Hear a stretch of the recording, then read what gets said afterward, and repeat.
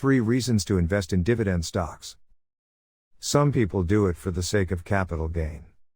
Others would rather have a steady source of dividend income to boost their earnings. The idea of investing for income has fallen by the wayside as the focus has switched from dividend investing to growth investing during this COVID-19 pandemic, with growth being the buzzword. However, I believe dividends have a certain allure that makes them appealing.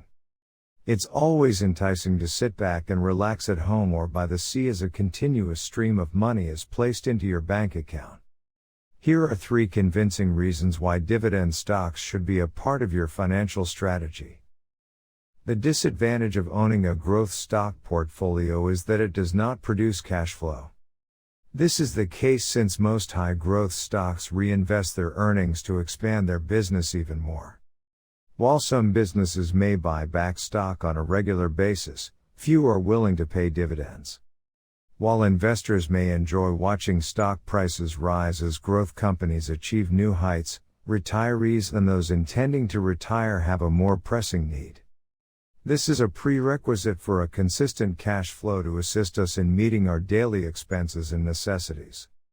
If your entire portfolio is made up of growth stocks, you'll need to sell some of them to make money. And selling isn't always done when it's convenient. What if the stock market plummets during a time when you're in severe need of cash?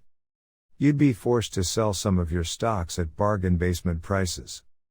Additionally, selling a portion of your portfolio means you'll have a smaller investment portfolio to work with in order to keep compounding. Dividend stocks allow you to maintain your portfolio while obtaining a consistent stream of income without having to sell. Furthermore, if the firms in your portfolio grow their dividends over time, you will be able to benefit from increasing cash flow. When you receive cash, you have complete discretion over how you spend it. One alternative is to reinvest dividends in the same dividend stocks that you already own. This strategy can help you gradually increase your ownership in these businesses, resulting in greater passive income. Another alternative is to put the money into growth equities, which have a higher potential for profit. You won't have to dip into your cash reserves if you invest your dividends in growth or income equities.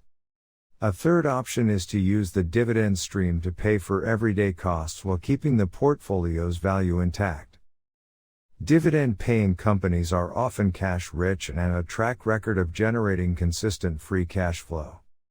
These are skills that will come in handy if the economy takes a sharp turn for the worse. An example is the current COVID-19 epidemic. Companies with a lot of capital have a higher chance of surviving the storm. Dividends can still be paid out in certain cases, although at a lower rate. Certain high-growth businesses, on the other hand, may stumble and fail during a crisis as demand for goods and services falls. These companies may have inflated stock values and a business plan that can't withstand big shocks. As a result of weaker sentiment, as well as a negative adjustment in sales and profit, the value of such companies' shares may collapse. Dividend-paying companies have historically been able to maintain their value better as investors prop up their share prices due to the chance of continuing to earn dividends.